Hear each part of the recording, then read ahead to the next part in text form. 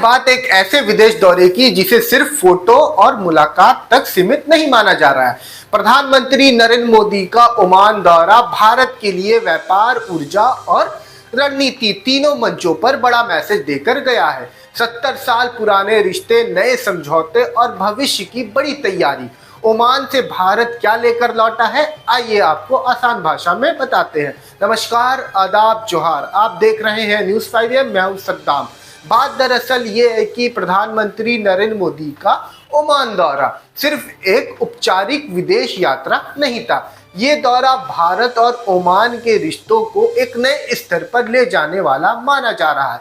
17 और 18 दिसंबर को प्रधानमंत्री नरेंद्र मोदी ओमान की राजधानी मस्कत पहुंचे। ये दौरा सुल्तान हैतम बिन तारिक के निमंत्रण पर हुआ। खास बात यह है कि इसी साल भारत और ओमान के बीच राजनीतिक रिश्तों के 70 साल पूरे हो रहे हैं। प्रधानमंत्री मोदी और ओमान के सुल्तान के बीच काफी विस्तार से बातचीत हुई। व्यापार, निवेश, सुरक्षा, ऊर्जा, शिक्षा, खेती और तकनीक, लगभग हर अहम मुद्दे पर चर्चा हुई। अब अगर सबसे बड़ी उपलब्धि की बात करें तो वो है CAPA समझौता।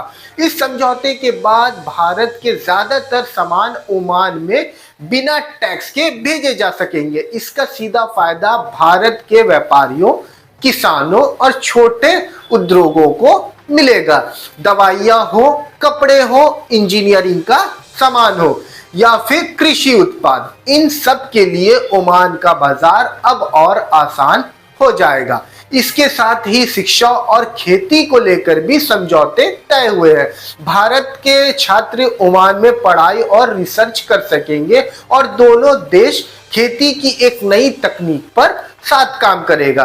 समुद्री सुरक्षा और ऊर्जा को लेकर भी दोनों देश के ने सहयोग बढ़ाने पर सहमति जताई है। खासकर हिंद महासागर क्षेत्र में सुरक्षा और व्यापारिक रास्तों को सुरक्षित रखने पर जोर दिया गया है।